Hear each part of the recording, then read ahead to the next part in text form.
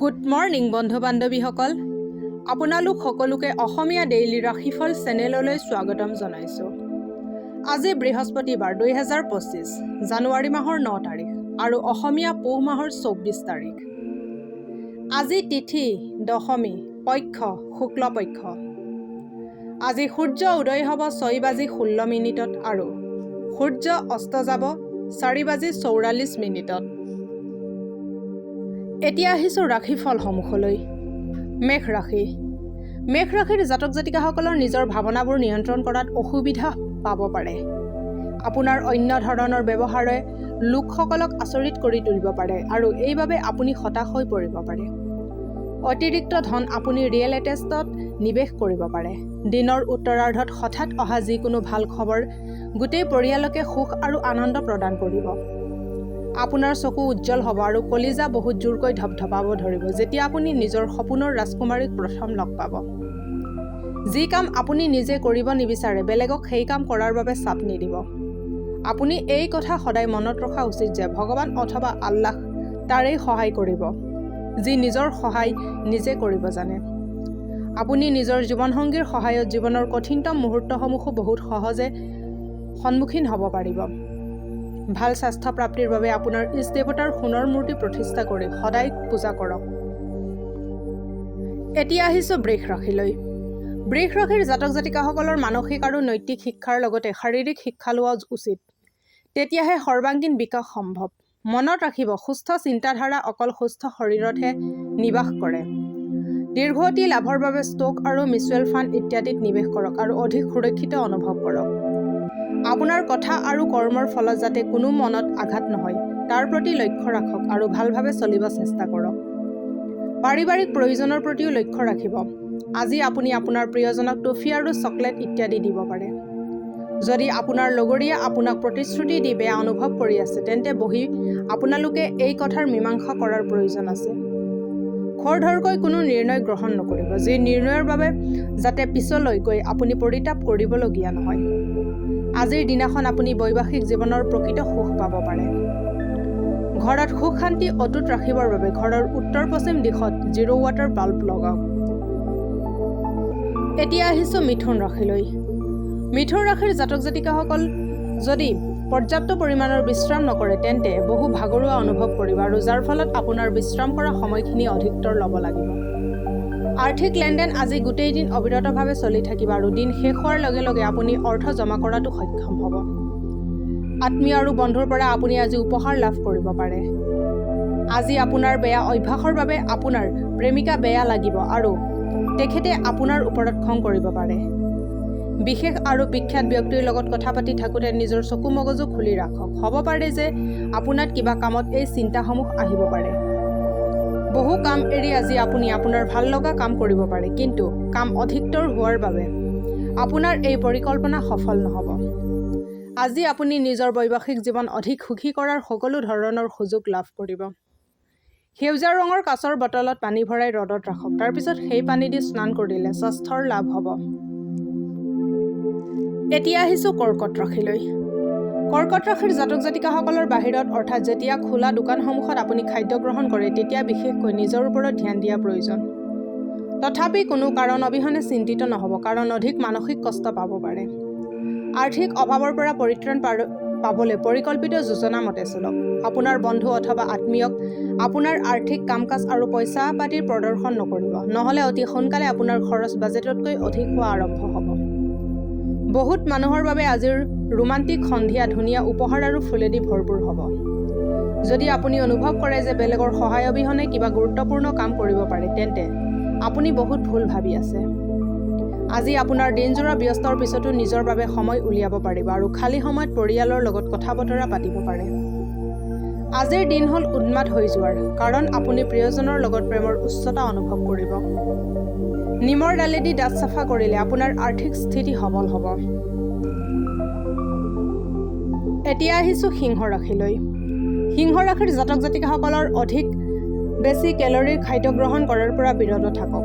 কোনোবা নিকটৱৰ্তী আত্মীয়ৰ সহায়ত ব্যৱসায়ত উন্নতি হোৱাৰ আশংকা আছে, যাৰ ফলত আপোনাৰ ধন লাভ হ'ব। কোনোবা ধাৰ্মিক স্থল অথবা তেনেকুৱা সম্বন্ধীয় ঠাইত যোৱাৰ সম্ভাৱনা আছে। দিনটোক বিশেষ কৰিবলৈ মৰম আৰু উদাৰতাৰ সৰু সৰু উপহাৰ বেলেগক দিয়ক। পইচা অৰ্জন কৰাৰ সেই নতুন নিয়মবোৰৰ ব্যৱহাৰ কৰক যিবোৰ আপুনি আগতীয়াকৈ ভাবি থৈ দিছে। অসুবিধাক দ্ৰুতভাৱে সন্মুখীন কৰাৰ আপোনাৰ ক্ষমতা আপোনাক আজি পৰিচয় প্ৰদান কৰিব। আজি দিনটো আপোনাৰ আৰু জীৱনসংগীৰ মাজত আত্মীয়তাপূৰ্ণ কথা কোৱাৰ বাবে সঠিক সময়। ভাল স্বাস্থ্যৰ বাবে মা, আইতা আৰু অন্য বয়স্ক মহিলাৰ পৰা আশীৰ্বাদ লওক। এতিয়া আহিছোঁ কন্যা ৰাশিলৈ। কন্যা ৰাশিৰ জাতক জাতিকাসকলৰ বেলেগক সমালোচনা কৰা স্বভাৱৰ বাবে অন্যই আপোনাক সমালোচনা কৰিব পাৰে। আপোনাৰ চেন্স অফ হিউমাৰ ৰাখক আৰু এনে কৰিলে আপুনি সমালোচনা কৰিলেও তাক ভালভাৱে গ্ৰহণ কৰিব পাৰিব। অপ্ৰত্যাশিতভাৱে আগমন হোৱা অতিথিৰ ভাগ্যৰ বলত আপোনাৰ আৰ্থিক লাভ হ'ব। আপুনি বন্ধু বান্ধৱৰ লগত এক ভাল সময় অতিবাহিত কৰিব পাৰে। কিন্তু গাড়ী চলোৱা সময়ত অধিক সাৱধান থাকক। কাৰোবাৰ প্ৰেমত সফলতা লাভ কৰিবৰ বাবে কল্পনাক সত্যত ৰূপায়িত কৰক। নতুন বস্তু এটা শিকাৰ আপোনাৰ এই আগ্ৰহ প্ৰশংসাজনক। স্পষ্টভাৱে নিজৰ মনৰ কথা প্ৰকাশ কৰোঁতে ভয় নাখাব। আজি আপুনি জীৱনসংগীৰ লগত ঘূৰা ফুৰাৰ মজা ল'ব আৰু একেলগে সময় অতিবাহিত কৰাৰ এটা ভাল সুযোগ লাভ কৰিব।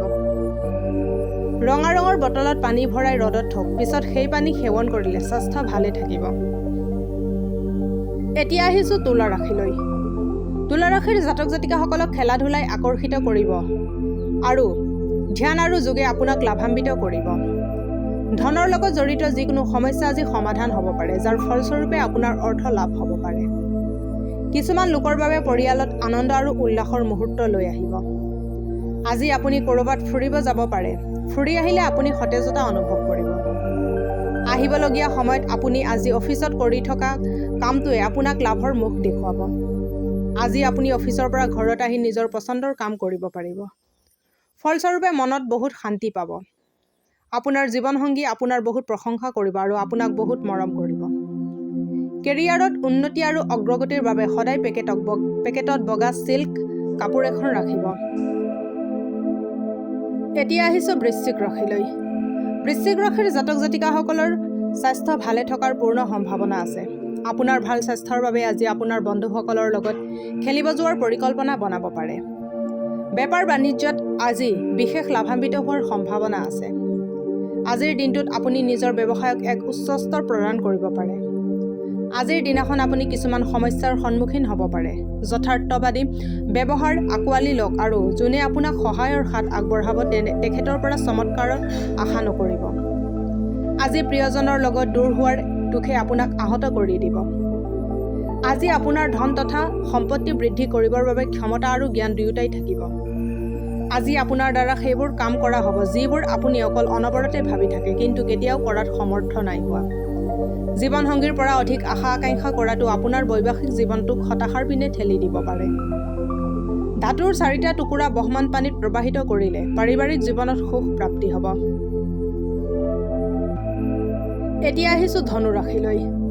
ধনু ৰাশিৰ জাতক জাতিকাসকলৰ জীৱনত প্ৰাপ্তি হোৱা প্ৰত্যেক ভাল অনুভূতি আৰু বস্তুক বহুত সন্মানেৰে অনুভৱ কৰিবলৈ আপোনাৰ মন আৰু মগজুৰ দুৱাৰ খোলক। অহেতুক চিন্তা কৰিবলৈ এৰাটো ইয়াৰ প্ৰধান পদক্ষেপ। নিকটতম আত্মীয়ৰ ঘৰত ফুৰিব গ'লে আজি আপোনাৰ আৰ্থিক হানি হ'ব পাৰে। বাইদেউ আৰু ভনীৰ স্নেহে আপোনাক উৎসাহিত কৰিব, কিন্তু সৰু সুৰা কথাত খং নকৰিব, কাৰণ ইয়াৰ ফলত আপোনাৰ জীৱনত হানি হ'ব পাৰে। যাৰ বিয়া ঠিক হৈছে তেখেতে নিজৰ প্ৰিয়জনৰ পৰা বহুত সুখ লাভ কৰিব। আপোনাৰ বছ আপোনাৰ কোনো কথাতে পতিয়ন নাযাব, সেয়ে যিমান পাৰে আপোনাৰ কাম ভালভাৱে কৰিব যত্ন কৰক। অচিনাকি লোকৰ লগত কথা পতা ভাল, কিন্তু তেখেতক ভালকৈ নজনাকৈ নিজৰ জীৱনৰ কথা কৈ আপুনি অকল নিজৰ সময়হে অপচয় কৰিব। আপোনাৰ জীৱন লগৰী সঁচাকৈ আপোনাৰ বাবে দেৱদূতৰ দৰে। আজি এই কথা আপুনি অনুভৱ কৰিব। পক্ষীবোৰৰ বাবে পানীৰ বন্দোবস্ত কৰিলে আপোনাৰ ধনৰ স্থিতি ভাল থাকিব। এতিয়া আহিছোঁ মকৰ ৰাশিলৈ। মকৰ ৰাশিৰ জাতক জাতিকাসকলৰ আজি বেছ সক্ৰিয়তা দেখা যাব। আপোনাৰ স্বাস্থ্য আজি আপোনাক পূৰ্ণ সমৰ্থন দিব। যদি আপোনাৰ অনুভৱ হয় যে আপোনাৰ পৰ্যাপ্ত পৰিমাণৰ ধন নাই, তেন্তে ঘৰৰ কোনোবা ডাঙৰৰ লগত বহি কেনেকৈ ধন সঞ্চয় কৰিব পাৰি তাৰ উপদেশ লওক। পৰিয়ালৰ সদস্যৰ লগত হাঁহি খিকিন্দালিৰে ভৰা ব্যৱহাৰে ঘৰৰ পৰিৱেশক লঘু আৰু আনন্দৰে ভৰা কৰি তুলিব। কোনোবা মনোগ্ৰাহী ব্যক্তিৰ লগত দেখা হোৱাৰ প্ৰবল সম্ভাৱনা আছে। আপোনাৰ বায়'ডাটা অথবা ইণ্টাৰভিউ দিয়াৰ বাবে এয়াই ভাল সময়।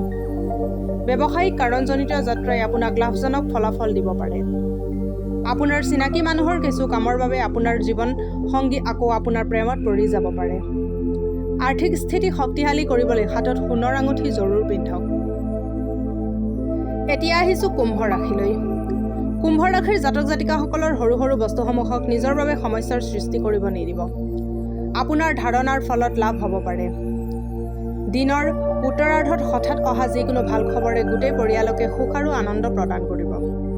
প্ৰেম ঈশ্বৰক উপাসনা কৰাৰ দৰে পবিত্ৰ হয়। এই প্ৰেমে আপোনাক ধৰ্ম তথা আধ্যাত্মিকতাৰ দিশত লৈ যাব পাৰে। ডাঙৰ ব্যৱসায়িক লেনদেন কৰি থকা সময়ত নিজৰ অনুভূতিসমূহ নিয়ন্ত্ৰণত ৰাখক। সন্ধিয়া সময়খিনি ভালকৈ কটাওক। তাৰ বাবে আপুনি গোটেই দিন মন লগাই কাম কৰাটো জৰুৰী। আপোনাৰ আৰু জীৱনসংগীৰ মাজত অশান্তি অধিক বৃদ্ধি হ'ব পাৰে। আপুনি যদি সঠিক সময়ত সঠিক পদক্ষেপ নলয় তেন্তে পৰিস্থিতি অধিক বেয়ালৈ ঢাল খাব পাৰে। ৰঙা ৰঙৰ জোতা পিন্ধাটো আপোনাৰ চাকৰি আৰু ব্যৱসায়ত লাভৰ বাবে অতিকৈ শুভ। এতিয়া আহিছোঁ মীন ৰাশিলৈ। মীন ৰাশিৰ জাতক জাতিকাসকলৰ সকলোতকৈ ডাঙৰ সপোন দিঠকত পৰিণত হ'বলৈ গৈ আছে। কিন্তু আপোনাৰ উৎসাহ নিয়ন্ত্ৰিত কৰি ৰাখক, নহ'লে সমস্যাৰ সৃষ্টি হ'ব পাৰে।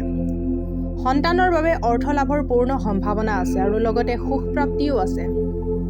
বন্ধুৰ লগত মিলি কিছু ভাল আৰু ৰোমাঞ্চকৰ সময় অতিবাহিত কৰিবৰ বাবে এয়া ভাল সময়। আজিৰ প্ৰেমৰ পিনেদি দিন বহুত বিবাদিত থাকিব। নিজৰ উদ্দেশ্যৰ দিশে শান্তিৰে আগবাঢ়ি থাকক আৰু সফলতা প্ৰাপ্ত হ'লেহে নিজৰ উদ্দেশ্য অন্যৰ আগত প্ৰকাশ কৰিব। যাত্ৰাৰ ফলত সোনকালে লাভ নহ'ব, কিন্তু ইয়াৰ বাবে ভাল ভৱিষ্যতৰ খুঁটি পুতিব পাৰে। জীৱনসংগীৰ স্বাস্থ্য আজি অলপ বেয়াৰ ফালে ঢাল খাব পাৰে। প্ৰেম জীৱনক স্মৰণীয় কৰি ৰাখিবৰ বাবে ৰূপেদি গঢ়া খাৰু অথবা কাৰা পিন্ধা আৰম্ভ কৰিব পাৰে। আজিলৈ ৰাশিফলৰ ভিডিঅ'সমূহ ইমানেই। যদি ভিডিঅ'বিলাক ভাল লাগে লাইক কৰিব, কমেণ্ট কৰিব, শ্বেয়াৰ কৰিব আৰু ডেইলি ৰাশিফলৰ ভিডিঅ'সমূহ পাই থাকিবলৈ চেনেলটো ছাবস্ক্ৰাইব কৰি ৰাখিব। ধন্যবাদ।